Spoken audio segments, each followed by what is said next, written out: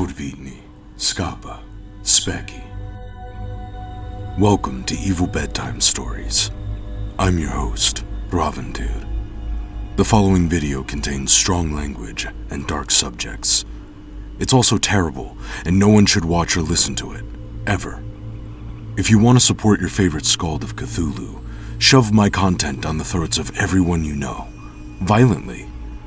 I also have an 11-hour-long video covering my recording, editing, and pontificating like an ass over the first story I ever narrated on my channel. It's available for $1 through Patreon, Ko-fi, and YouTube channel membership at Evil Bedtime Stories, linked down in the description. Thank you for joining me on my path of curiosity, creativity, and wisdom. Do you like Evil Bedtime Stories?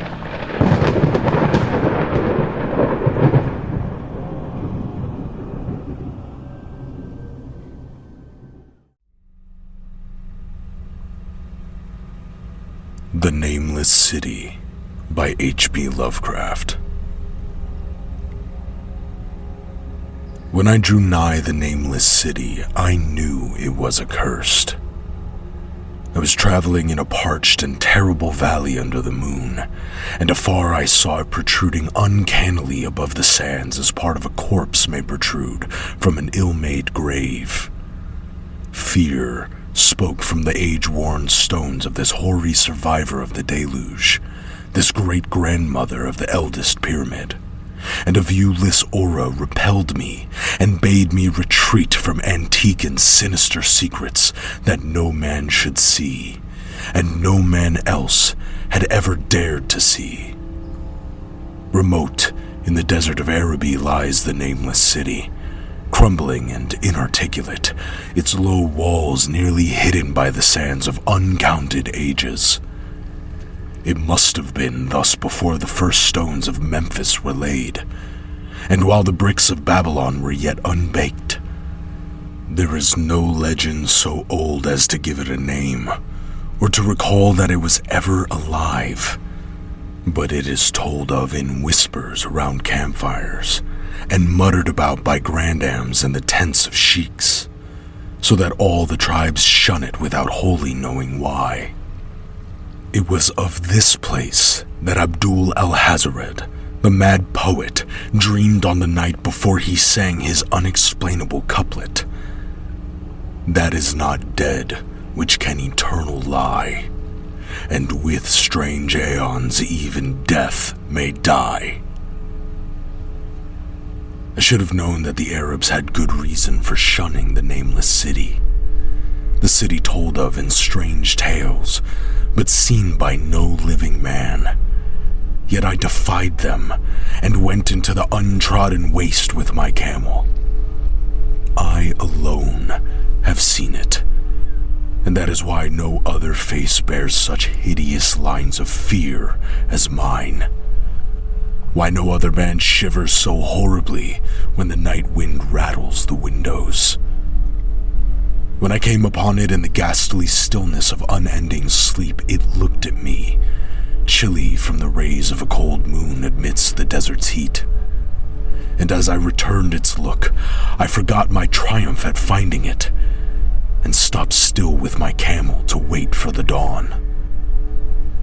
For hours I waited, till the east grew gray, and the stars faded, and the gray turned to roseal light edged with gold. I heard a moaning, and saw a storm of sand stirring among the antique stones, though the sky was clear, and the vast reaches of the desert still. Then suddenly above the desert's far rim came the blazing edge of the sun, seen through the tiny sandstorm which was passing away, and in my fevered state I fancied that from some remote depth there came a crash of musical metal to hail the fiery disk as Memnon hails it from the banks of the Nile. My ears rang, and my imagination seethed as I led my camel slowly across the sand to that unvocal stone place, that place too old for Egypt and Meroe to remember. That place which I alone of living men had seen. In and out Amongst the shapeless foundations of houses and palaces I wandered, finding never a carving or inscription to tell of those men, if men they were, who built the city and dwelt therein so long ago. The antiquity of the spot was unwholesome, and I longed to encounter some sign or device to prove that the city was indeed fashioned by mankind. There were certain proportions and dimensions in the ruins which I did not like. I had with me many tools and dug much within the walls of the obliterated edifices, but progress was slow and nothing significant was revealed. When night and the moon returned, I felt a chill wind which brought new fear, so that I did not dare to remain in the city. And as I went outside the antique walls to sleep, a small sighing sandstorm gathered behind me, blowing over the gray stones though the moon was bright and most of the desert still. I awake just at dawn from a pageant of horrible dreams, my ears ringing as from some metallic peal. I saw the sun peering redly through the last gusts of a little sandstorm that hovered over the nameless city and marked the quietness of the rest of the landscape. Once more I ventured within those brooding ruins that swelled beneath the sand like an ogre under a coverlet, and again dug vainly for relics of the forgotten race. At noon I rested, and in the afternoon I spent much time tracing the walls and the bygone streets and the outlines of the nearly vanished buildings. I saw that the city had been mighty indeed, and wondered at the sources of its greatness. To myself, I pictured all the splendors of an age so distant that Chaldea could not recall it, and thought of Sarnath the Doomed that stood in the land of Nar when mankind was young, and of Ebe that was carven of gray stone before mankind existed. All at once I came upon a place where the bedrock rose stark through the sand and formed a low cliff. And here I saw with joy what seemed to promise further traces of the antediluvian people. Hewn rudely on the face of the cliff were the unmistakable facades of several small, squat rock houses or temples, whose interiors might preserve many secrets of ages too remote for calculation, though sandstorms had long since effaced any carvings which may have been outside. Very low and sand-choked were all of the dark apertures near me, but I cleared one with my spade and crawled through it, carrying a torch to reveal whatever mysteries it might hold.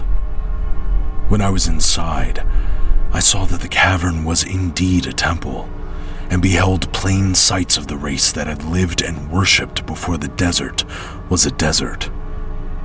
Primitive altars, pillars, and niches, all curiously low, were not absent, and though I saw no sculptures nor frescoes, there were many singular stones clearly shaped into symbols by artificial means.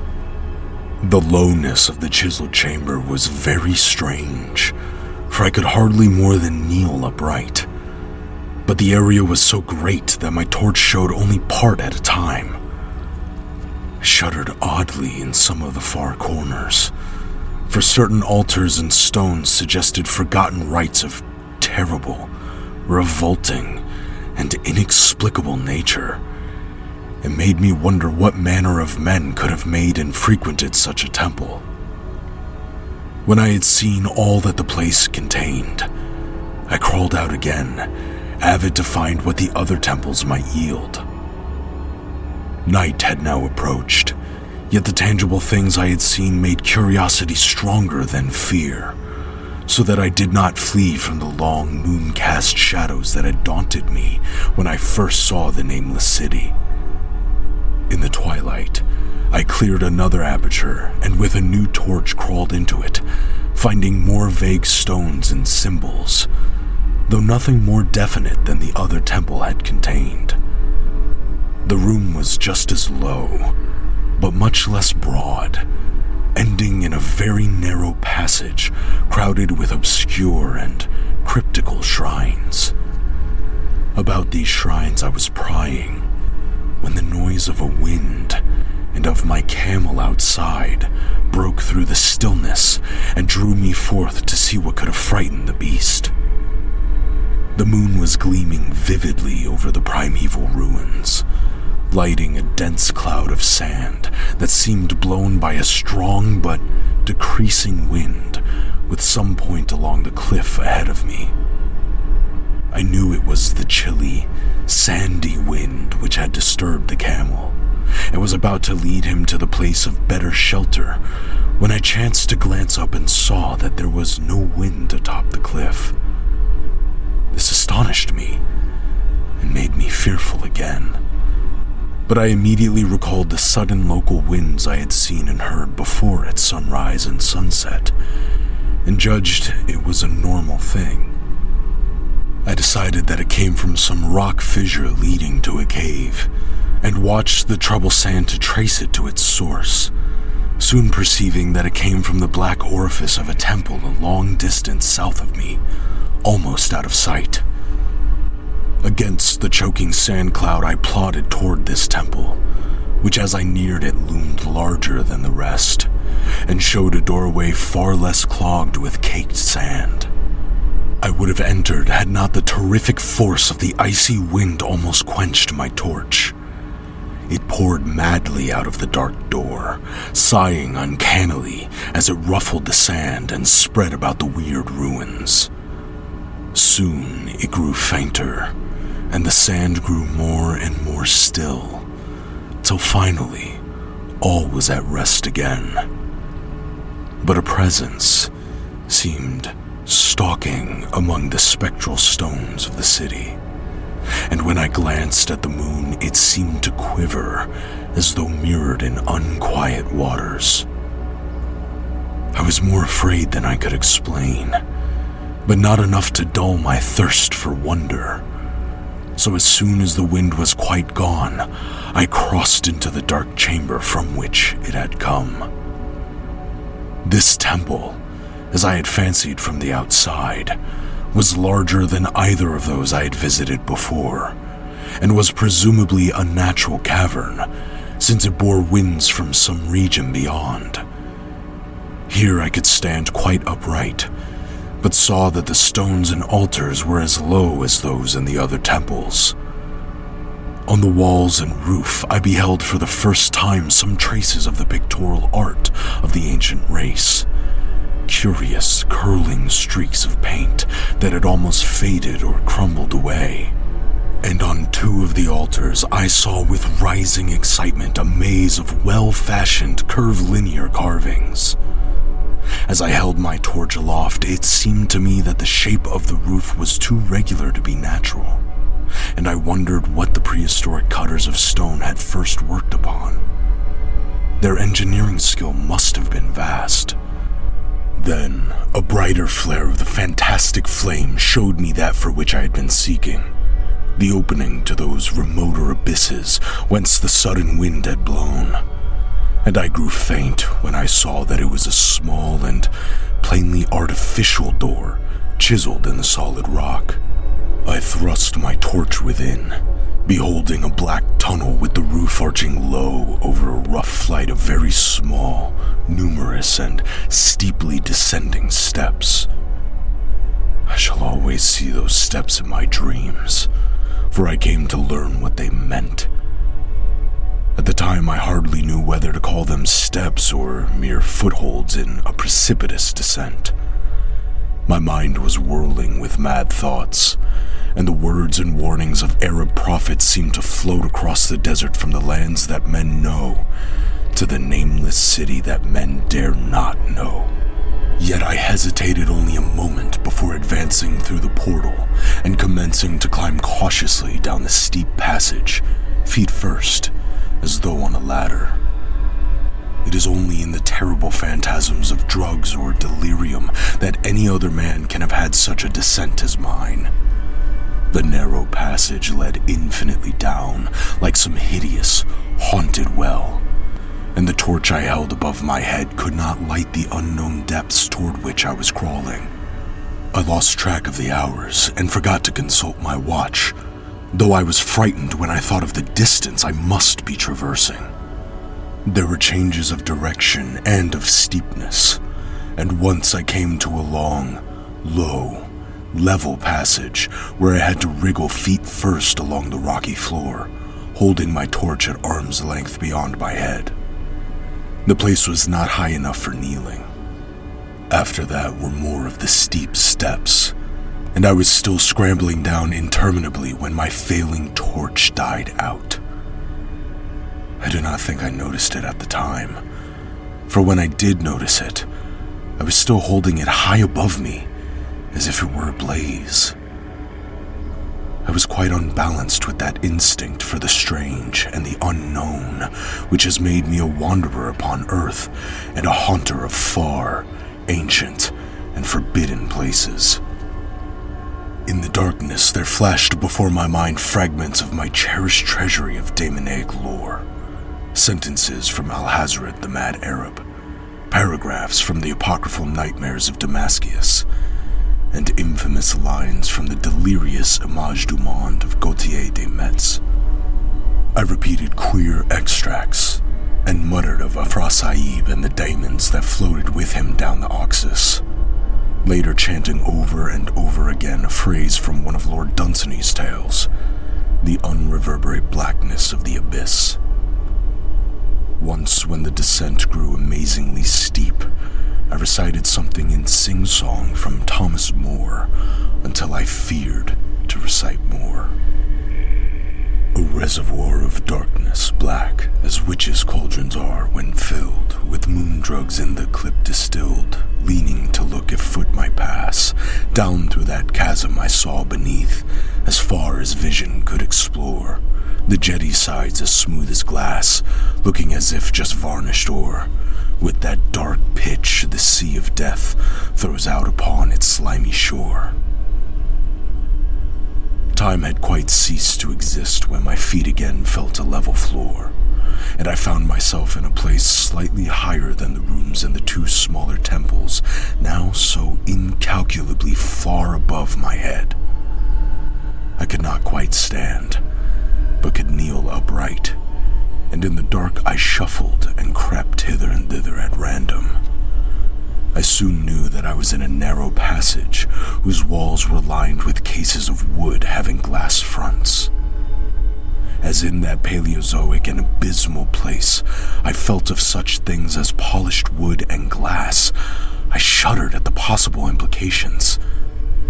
The cases were apparently ranged along each side of the passage at regular intervals, and were oblong and horizontal, hideously like coffins in shape and size. When I tried to move 2 or 3 for further examination, I found they were firmly fastened. I saw that the passage was a long one, so floundered ahead rapidly in a creeping run that would have seemed horrible had any eye watched me in the blackness, crossing from side to side occasionally to feel of my surroundings and be sure the walls and rows of cases still stretched on. Man is so used to thinking visually that I almost forgot the darkness and pictured the endless corridor of wood and glass in its low-studded monotony as though I saw it. And then, in a moment of indescribable emotion, I did see it. Just when my fancy merged into real sight, I cannot tell. But there came a gradual glow ahead, and all at once I knew that I saw the dim outlines of the corridor and the cases, revealed by some unknown subterranean phosphorescence.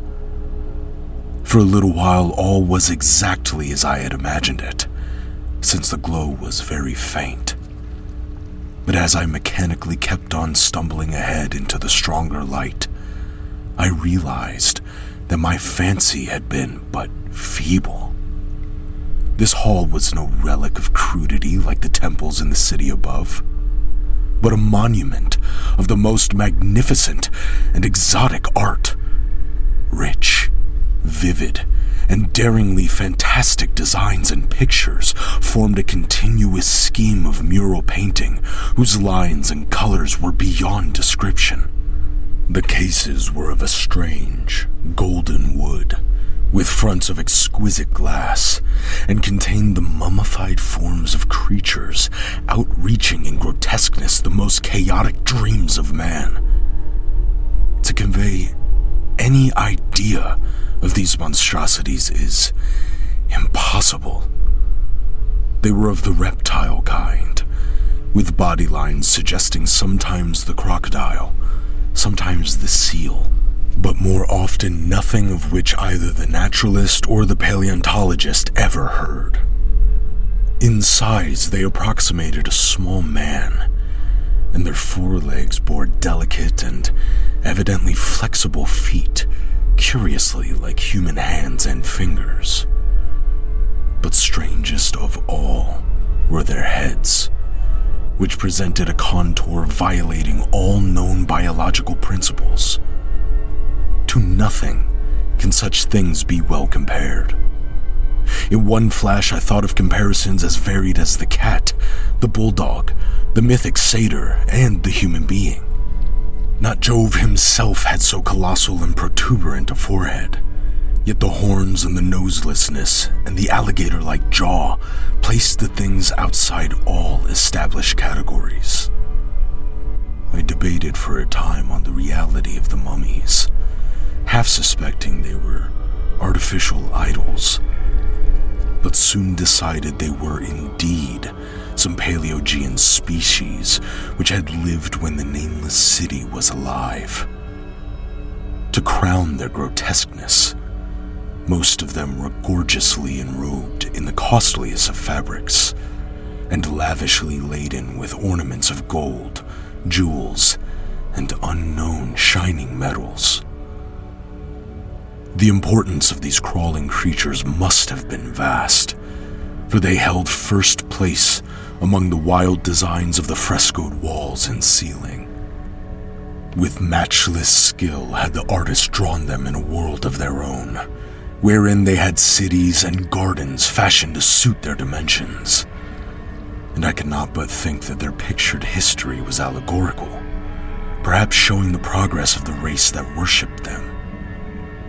These creatures, I said to myself, were to the men of the Nameless City what the she-wolf was to Rome, or some totem beast is to a tribe of Indians. Holding this view, I thought I could trace roughly a wonderful epic of the Nameless City. The tale of a mighty seacoast metropolis that ruled the world before Africa rose out of the waves, and of its struggles as the sea shrank away and the desert crept into the fertile valley that held it. I saw its wars and triumphs, its troubles and defeats, and afterward, its terrible fight against the desert when thousands of its people, here represented in allegory by the grotesque reptiles, were driven to chisel their way down through the rocks in some marvelous manner to another world whereof their prophets had told them. It was all vividly weird and realistic, and its connection with the awesome descent I had made was unmistakable. I even recognized the passages. As I crept along the corridor toward the brighter light, I saw later stages of the painted epic. The leave-taking of the race that had dwelt in the Nameless City and the valley around for 10 million years. The race whose souls shrank from quitting scenes their bodies had known so long, where they had settled as nomads in the Earth's youth, hewing in the virgin rock those primal shrines at which they never ceased to worship. Now that the light was better, I studied the pictures more closely, and, remembering that the strange reptiles must represent the unknown men, pondered upon the customs of the Nameless City. Many things were peculiar and inexplicable. The civilization, which included a written alphabet, had seemingly risen to a higher order than those immeasurably later civilizations of Egypt and Chaldea. Yet, there were curious omissions. I could, for example, find no pictures to represent deaths or funeral customs, save such as were related to wars, violence, and plagues, and I wondered at the reticence shown concerning natural death. It was as though an ideal of earthly immortality had been fostered as a cheering illusion. Still nearer the end of the passage were painted scenes of the utmost picturesqueness and extravagance. Contrasted views of the Nameless city in its desertion and growing ruin, and of the strange new realm or paradise to which the race had hewed its way through the stone. In these views, the city and the desert valley were shown always by moonlight, a golden nimbus hovering over elusively by the artist. The paradisal scenes were almost too extravagant to be believed, portraying a hidden world of eternal day, filled with glorious cities and ethereal hills and valleys. At the very last, I thought I saw signs of an artistic anticlimax. The paintings were less skillful and much more bizarre than even the wildest of the earlier scenes. There seemed to record a slow decadence of the ancient stock, coupled with a growing ferocity toward the outside world, from which it was driven by the desert. The forms of the people, always represented by the sacred reptiles, appeared to be gradually wasting away, though their spirit, as shown hovering about the ruins by moonlight, gained in proportion. Emaciated priests, displayed as reptiles in ornate robes, cursed the upper air and all who breathed it. And one terrible final scene showed a primitive-looking man, perhaps a pioneer of ancient Eram, the city of pillars, torn to pieces by members of the elder race. I remembered how the Arabs fear the Nameless city, and was glad that beyond this place the gray walls and ceiling were bare. As I viewed the pageant of mural history, I had approached very closely the end of the low-ceiled hall, and was aware of a great gate through which came all of the illuminating phosphorescence. Creeping up to it, I cried aloud in transcendent amazement at what lay beyond. For instead of other and brighter chambers, there was only an illimitable void of uniform radiance, such as one might fancy when gazing down from the peak of Mount Everest upon a sea of sunlit mist. Behind me was a passage so cramped that I could not stand upright in it. Before me was an infinity of subterranean effulgence. Reaching down from the passage into the abyss was the head of a steep flight of steps. Small, numerous steps, like those of the black passages I had traversed. But after a few feet, the glowing vapors concealed everything. Swung back, open against the left-hand wall of the passage, was a massive door of brass, incredibly thick and decorated with fantastic bas-reliefs, which could, if closed, shut the whole inner world of light away from the vaults and passages of rock. I looked at the steps, and for the nonce dared not try them. I touched the open brass door, and could not move it. Then I sank prone to the stone floor, my mind aflame with prodigious reflections which not even a death-like exhaustion could banish.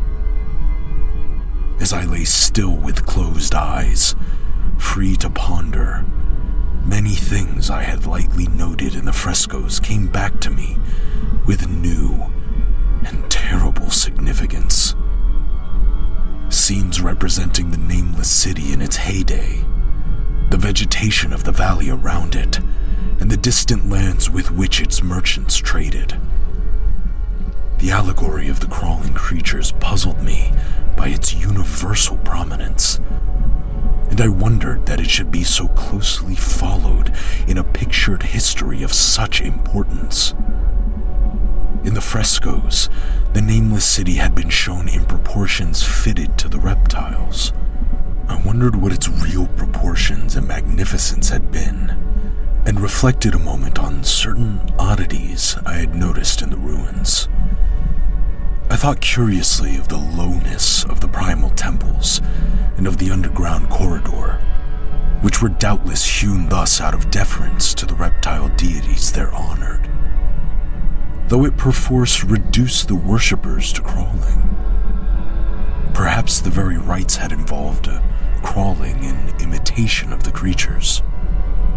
No religious theory, however, could easily explain why the level passage in that awesome descent should be as low as the temples, or lower, since one could not even kneel in it. As I thought of the crawling creatures, whose hideous, mummified forms were so close to me, I felt a new throb of fear. Mental associations are curious, and I shrank from the idea that except for the poor primitive man torn to pieces in the last painting, mine was the only human form amidst the many relics and symbols of primordial life. But as always in my strange and roving existence, wonder soon drove out fear. For the luminous abyss and what it might contain presented a problem worthy of the greatest explorer. That a weird world of mystery lay far down that flight of peculiarly small steps, I could not doubt, and I hoped to find there those human memorials which the painted corridor had failed to give. The frescoes had pictured unbelievable cities, halls, and valleys in this lower realm, and my fancy dwelt on the rich and colossal ruins that awaited me. My fears, indeed, concerned the past rather than the future. Not even the physical horror of my position in that cramped corridor of dead reptiles and antediluvian frescoes, miles below the world I knew, and faced by another world of eerie light and mist, could match the lethal dread I felt at the abysmal antiquity of the scene and its soul. An ancientness so vast that measurement is feeble seemed to leer down from the primal stones and rock-hewn temples in the Nameless City, while the very latest of the astounding maps in the frescoes showed oceans and continents that man has forgotten, with only here and there some vaguely familiar outline of what could have happened in the geological aeons since the painting ceased and the death-hating race resentfully succumbed to decay. No man might say.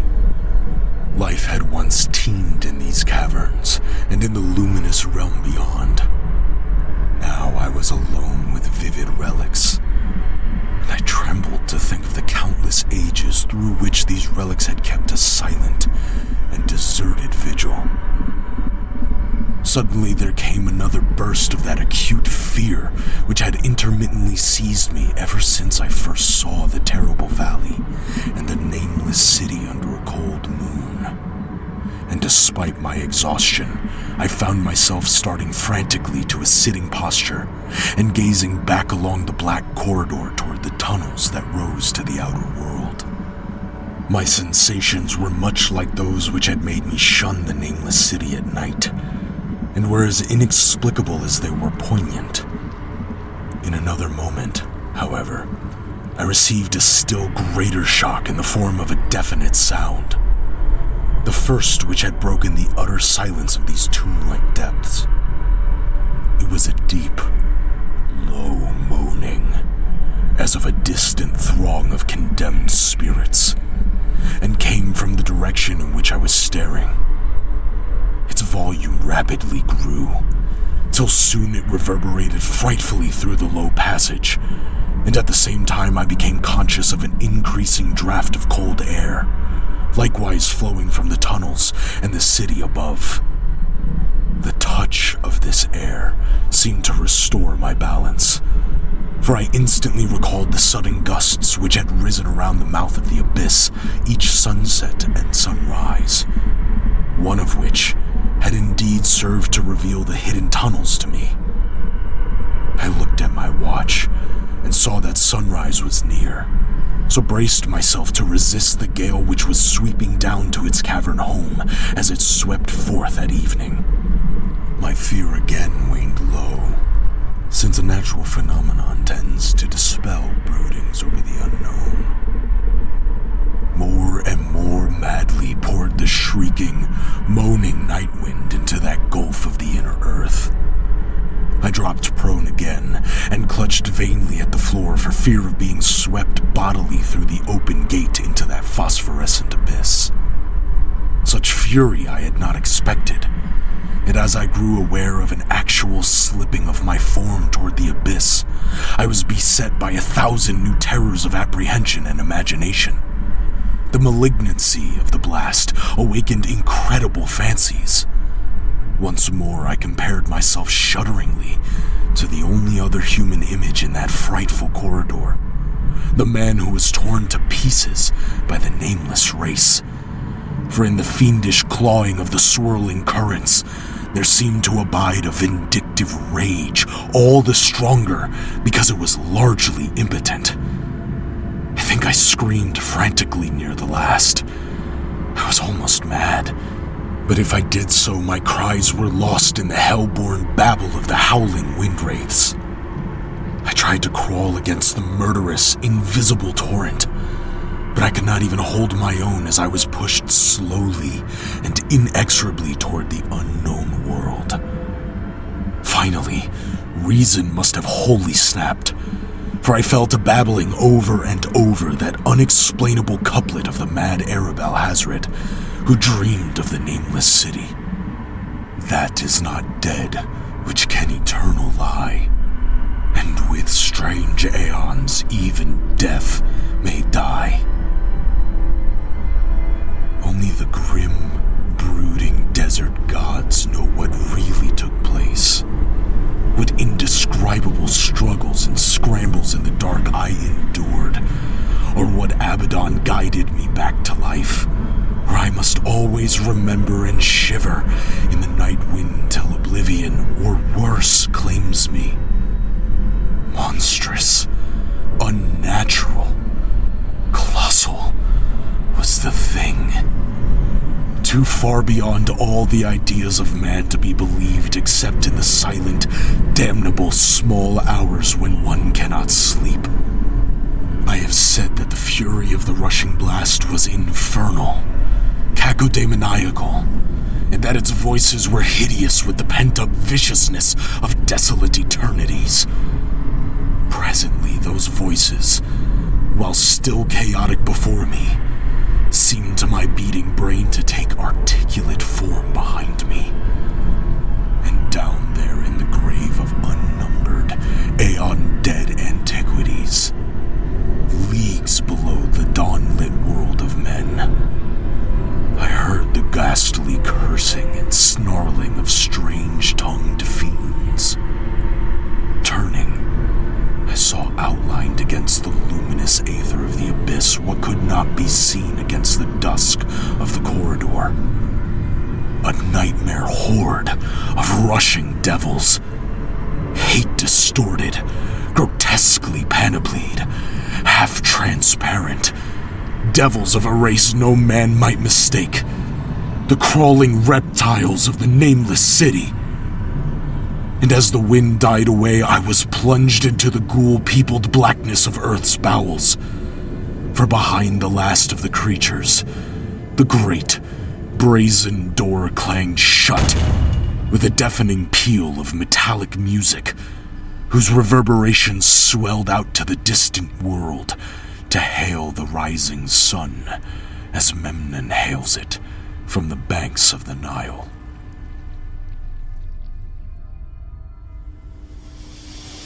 Thanks for sticking around. Subscribe to the Mad Horde. Tell me your thoughts in the comments below. Like this stupid video. Let the algorithm gods know we exist. Chuck $1 my way and get access to an insulting amount of my special brand of idiocy. Or maybe a little more and get some really cool stuff I make by hand. I'll see you in the next one. Vini miro then.